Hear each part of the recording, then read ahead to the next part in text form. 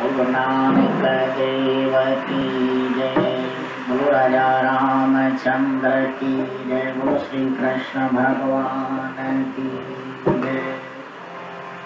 मिठड़ा वाणी मिठी तो बोल, मिठड़ा वाणी मिठी तो बोल।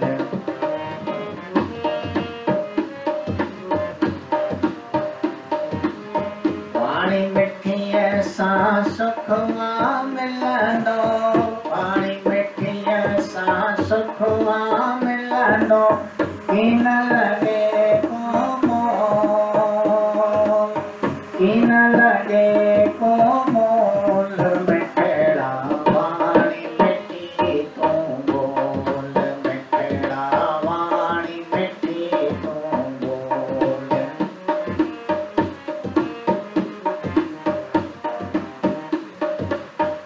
काड़ी वाणी कैखे वणेना, काड़ी वाणी कैखे वणेना, करे बेड़ा उथी भारी, करे बेड़ा उथी भारी। पंहिंजा पल में करे परावा, पंहिंजा पल में करे परावा।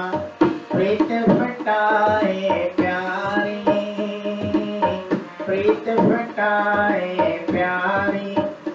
अनमोल न जीवन रोल, अनमोल न जीवन रोल। मिठड़ा वाणी मिठी तो बोल, मिठड़ा वाणी मिठी तो बोल।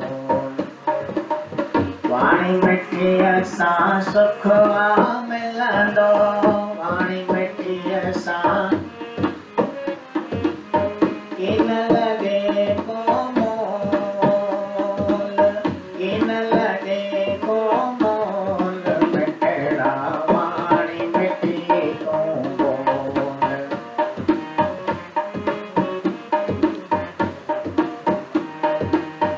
काड़ी वाणी जंग कराए, काड़ी वाणी जंग कराए।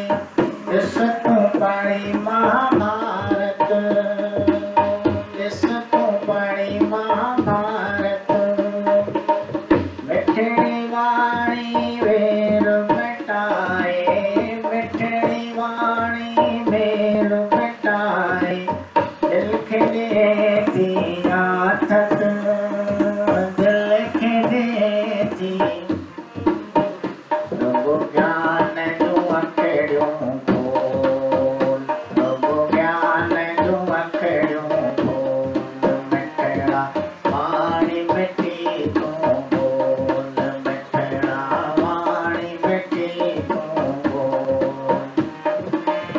वाणी मिठी ऐसा सुखवा मिलंदो, वाणी मिठी ऐसा सुखवा मिलंदो, कीन लगे को मोल, कीन लगे को मोल। मिठड़ा वाणी मिठी तो बोल, मिठड़ा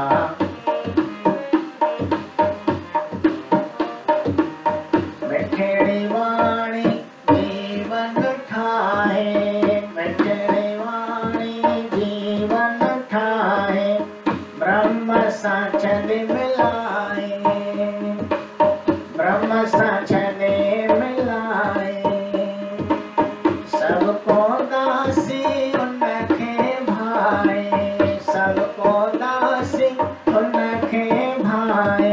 रोवंदड़ खे बिखलाए, रोवंदड़ खे बिखलाए। रखो बेटी पंहिंजी अडोल, रखो बेटी